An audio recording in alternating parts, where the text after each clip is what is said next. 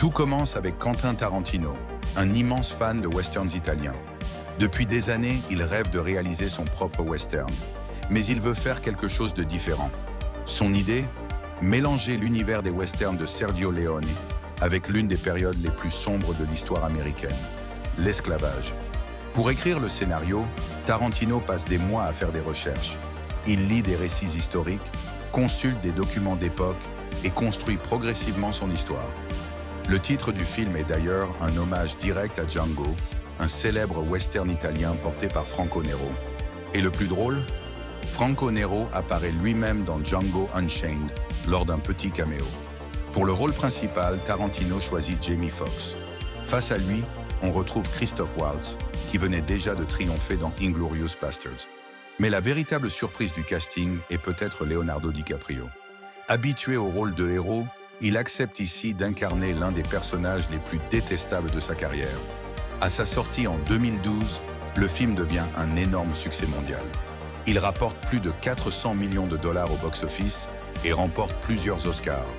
Aujourd'hui encore, Django Unchained est considéré comme l'un des westerns modernes les plus populaires et l'un des plus grands succès de Quentin Tarantino. Et toi, tu le considères comme un chef-d'œuvre ou comme le film le plus controversé de Tarantino? Cette scène de Django Unchained est-elle l'une des plus cultes du cinéma moderne? Nous sommes à table. Django, le Dr Schultz, Calvin Candy et plusieurs invités discutent dans une ambiance de plus en plus tendue. Au début, tout semble calme. Les sourires sont là, les bonnes manières aussi, mais quelque chose ne tourne pas rond, et tout le monde le sent. Puis Calvin Candy commence à parler. Il prend son temps. Il observe les personnes autour de lui. Et plus il parle, plus le malaise devient insupportable. La scène repose presque uniquement sur les regards. Personne ne bouge vraiment. Personne ne crie. Pourtant, la tension explose. Et c'est justement ce qui rend ce moment aussi puissant. On a l'impression qu'à chaque seconde, tout peut basculer. Le plus impressionnant, c'est la performance de Leonardo DiCaprio. Son personnage paraît calme, presque détendu. Mais derrière chaque sourire se cache une menace. Et selon plusieurs membres de l'équipe, cette scène était tellement intense que le silence régnait sur le plateau pendant certaines prises. Quelques minutes plus tard, la situation devient incontrôlable. Et ce repas apparemment banal se transforme en l'un des moments les plus tendus de tout le film. Mais pour toi, cette scène à table est-elle la meilleure scène de Django Unchained? Les coulisses du film sont presque aussi folles que le film lui-même. Déjà, Quentin Tarantino rêvait depuis des années de réaliser un western spaghetti en hommage à son idole, Sergio Leone. Le premier titre du projet était même The Angel, The Bad and the Wise, un clin d'œil direct au le bon, la brute et le truand. Mais Tarantino voulait aller plus loin.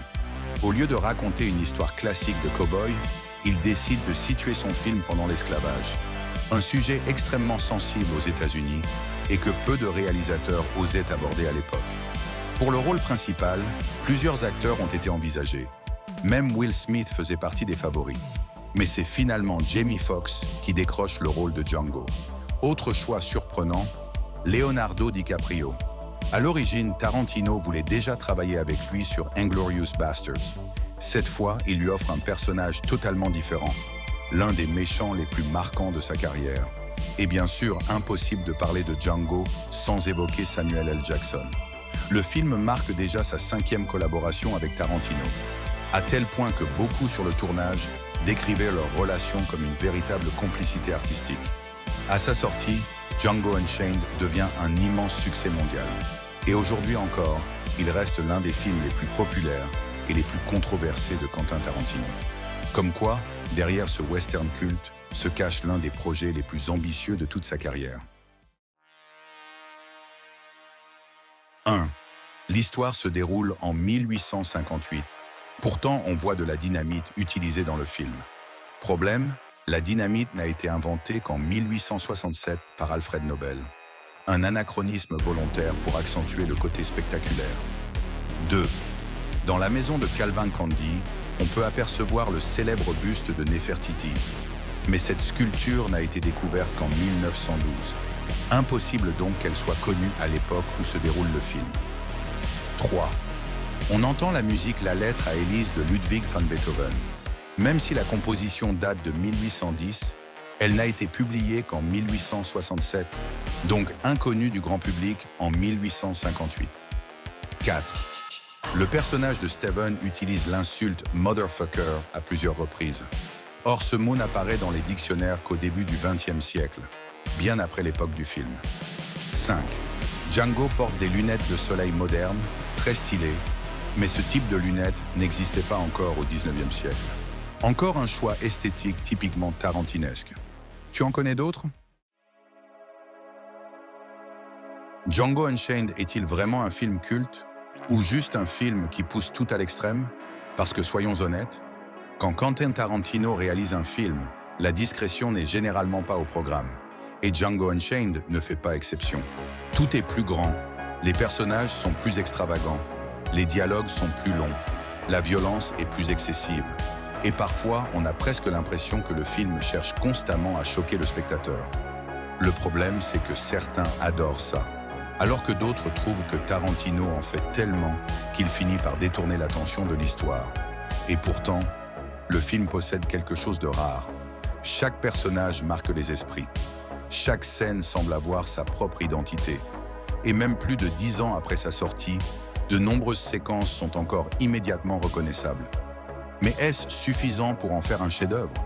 Parce que certains considèrent Django comme l'un des meilleurs films de Tarantino, alors que d'autres préfèrent largement Pulp Fiction ou Inglourious Basterds. Alors la vraie question, Django Unchained est-il un véritable film culte ou simplement un film devenu célèbre grâce aux excès de Tarantino? Merci d'avoir regardé, n'hésite pas à commenter, mettre un like et de t'abonner pour me soutenir. Suis-moi sur TikTok si tu veux encore plus de contenu. À bientôt.